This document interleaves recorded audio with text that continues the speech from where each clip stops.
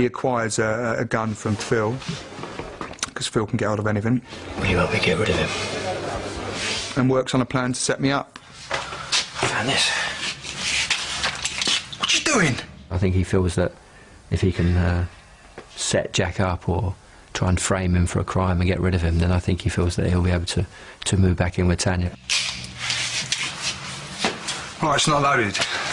It's not until he learns that Jack and Tanya are leaving the country tomorrow that he gets the gun back out and decides to try and frame Jack. And what he does is he makes out that Jack has tried to shoot him, and they go and arrest Jack.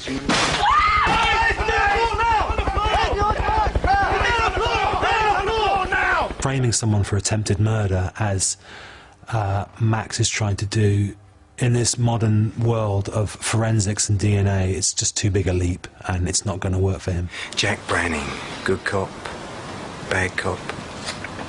Seems you like to do things your own way. Maybe this thing will only end for Jack when he can get rid of Max.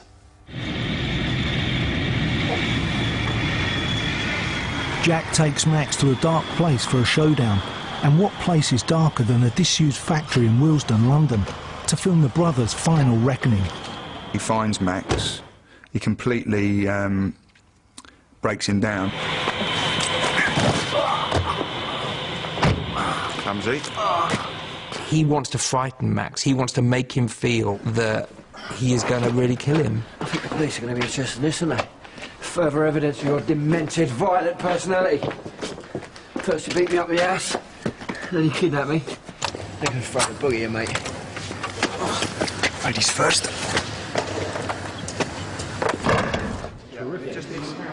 We're in lovely Willesden, beautiful place, fantastic place to come at night, you know, to do lots of shouting and screaming.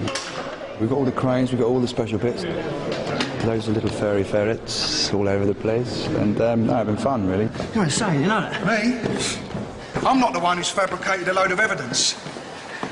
I'm not the one who's had me falsely arrested. Yeah? So what are you going to do about it? Well, I'm going to punish you, Max. Jack just wants to give Max a slap about it. Yeah, I think Jack has always used his fists where Max has always used his brain, I suppose. See it like, yeah, and it's literally like that. And he's... I think the thing about acting is that you've got to make it look like it's spontaneous. But in your mind, you've got to know what the journey is, and you've got to try and adhere to that. Do you want me to push Yeah, it? go on, yeah. So stand by and action. You see, the trouble is I've been too lenient. Way too lenient. See, I suppose it's because you're family. I've let things pass that normally I wouldn't. But you wouldn't accept that, would you? And cut.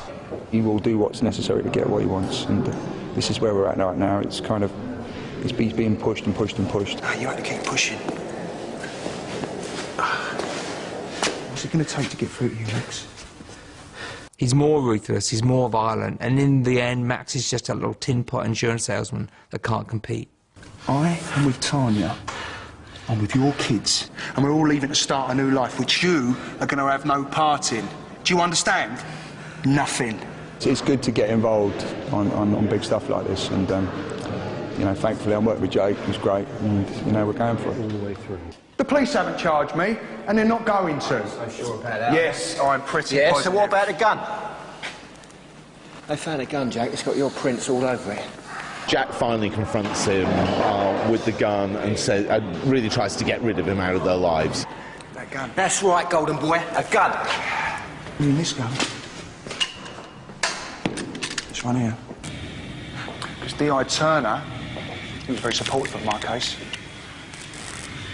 And the only people that know about this gun are him, me, and you. And now I've got it in my hand and I'm pointing it at you.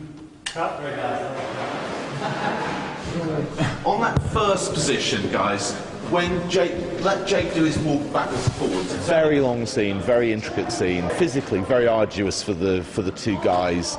A lot of dialogue and a lot of movement. They work really, really hard on this show. All the actors do.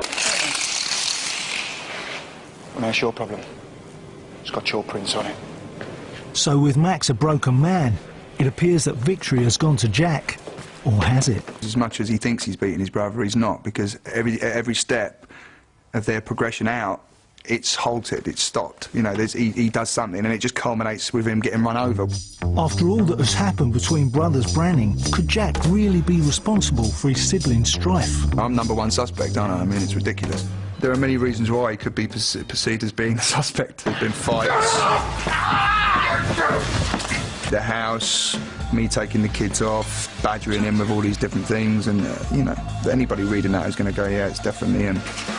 I think the situation with me and him is just been boiling up, and it's coming to a head, and I'm not prepared to step away from it, and he's not prepared to step away from it, so we're going to have an inevitable conflict.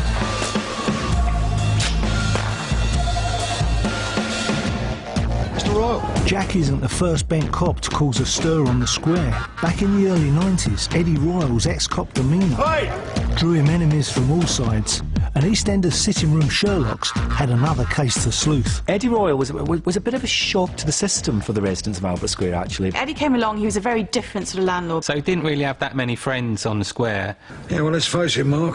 Who in the past few months hasn't had a go at Eddie?